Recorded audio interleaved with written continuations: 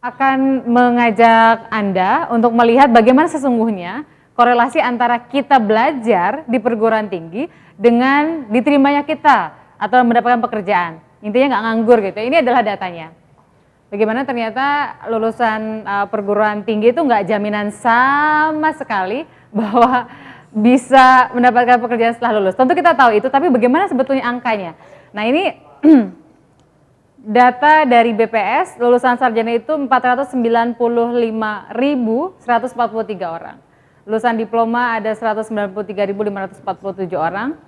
Kemudian bagaimana hubungannya antara lulusan ini atau berapa persentasenya dengan yang diterima bekerja dan yang nganggur?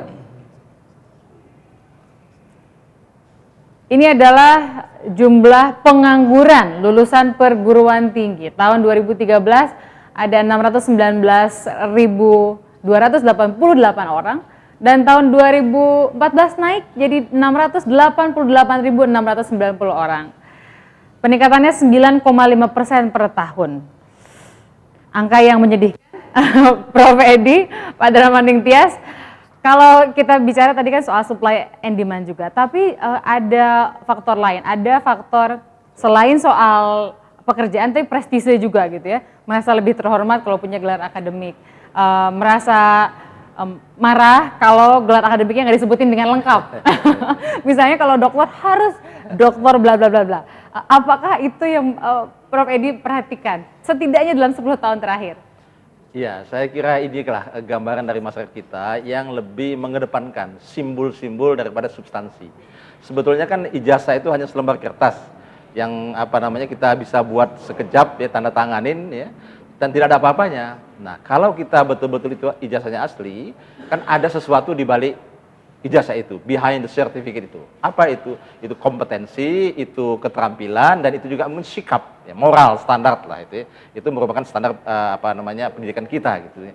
Nah, tetapi kan kalau selembar kertas seperti itu, wah itu tidak ada apa-apanya itu. Bahkan itu menurut saya kalau tadi Mbak Tina mengatakan sesuatu yang menyedihkan, kalau saya itu sesuatu yang menjijikkan gitu. Ya.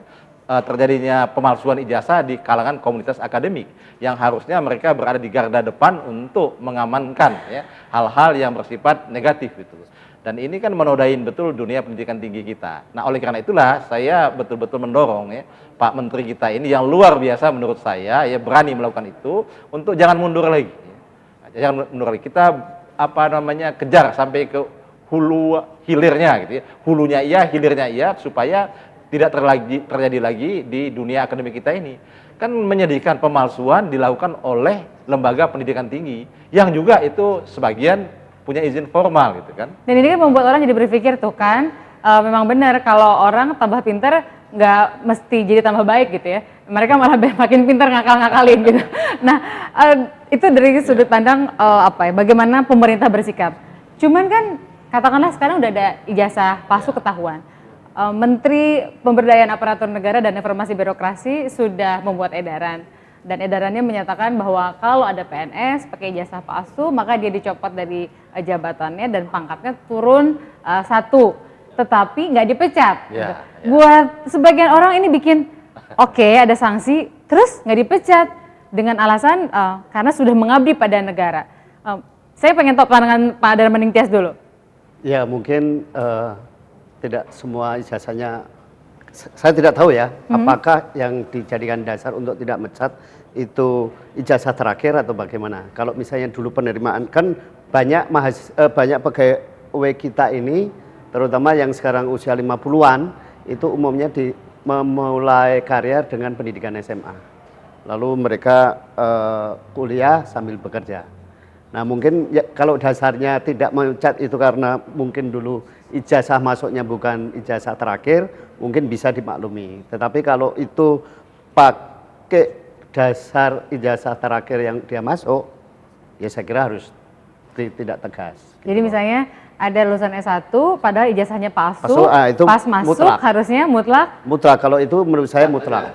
Mutlak kalau itu. Tetapi kalau misalnya katakanlah saya masuk di suatu kementerian pakai ijazah SMA, lalu saya kuliah, terus ya atau dapat ijazah palsu lah, itu mungkin lebih tepat sebagai diturunin Pangkatnya, jabatannya sesuai dicopot. dengan mengikuti nominal ijazahnya itu. Kalau katakanlah kalau ijazah SMA dulu kan masuk itu 2A gitu. Nah, maksimal pangkatnya tertinggi berapa gitu. Mestinya begitu gitu. Cara melihatnya gitu. Kalau Prof. Edi, Ya, untuk saya kira sudah edaran ya. Menteri Yudi Krisnandi ini bagaimana? Saya kira bagus lah itu ya. Artinya ada perhatian betul untuk memberikan sanksi, punishment ya kepada mereka yang melanggar. Ya walaupun juga saya merasa itu terlalu longgar lah ya. Bagaimanapun juga kan pegawai negeri itu abdi negara yang juga menjadi panutan bagi banyak masyarakat. Ya seharusnya dia memberi contoh. Nah sekarang dia memberi contoh buruk. Kalau kira itu sanksinya harusnya lebih berat. Itu satu. Yang kedua, saya berharap tidak hanya di pegawai negeri, semuanya lah, di instansi-instansi terkait dengan pemerintah, diaudit kepemilikan ijazah itu. Di DPR iya, di Polri iya, di TNI iya. Bahkan menurut saya, kalau kita ingin betul-betul menjadikan ini sebagai shock terapi, menjadikan ini momentum untuk menutup itu, ya, maka ya swasta pun juga begitu. Karena di swasta juga bisa terjadi itu kan. Mungkin dia tadi bukan untuk naik pangkat, tapi sebagai simbol saja itu kan.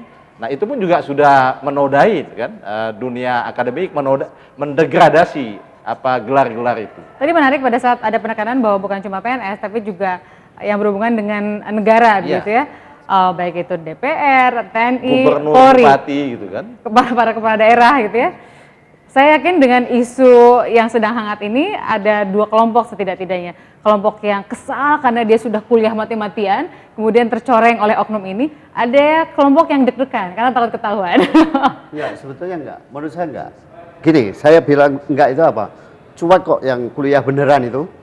Karena saya enggak peduli kamu pakai ijazah berapa, ada kamu pakai gelar doktor, pakai profesor apa, enggak peduli gitu. Yang karena apa? Karena yang kuliah beneran ini kan mencari ilmu, gitu loh. Kalau itu sih enggak, saya tidak. Ini kan sebetulnya mirip zaman masa lalu ya. Ini kan gelar-gelar ya. Kalau dulu itu orang membeli gelar bangsawan.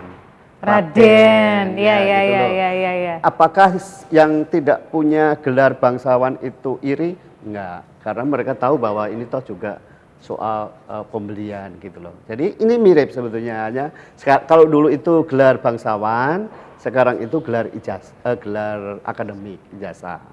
Tetapi, ini juga berpengaruh dalam kebiasaan kita bersosialisasi dalam kehidupan sehari-hari. Ya. Kita kan sering misalnya dalam acara-acara formal atau di acara kedinasan gitu ya, di lingkungan PNS itu kan harus disebut gelar akademiknya. Apakah itu juga berpengaruh terhadap seseorang sehingga pokoknya supaya keren, maka gelar akademik gimana pun caranya harus didapatkan?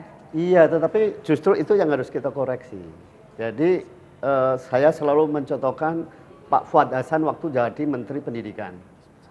Kalau kita cek tanda tangan beliau itu selama jadi Menteri Pendidikan itu nggak pernah mencantumkan gelar. Dan saya kebetulan bersyukur karena pernah bertemu langsung dengan beliau dan saya bertanya, Pak, kok Bapak nggak pernah mencantumkan gelar Profesor Doktor? Gelar Profesor Doktor itu gelar akademik. Itu hanya sah saya pakai ketika saya menjadi dosen. Sedangkan jadi Mendikbud jabatan politis. Jadi Mendikbud, jadi anggota Dewan, jadi Kapolri, jadi itu adalah jabatan politis, publik gitu. Itu tidak pantas untuk memakai gelar akademik.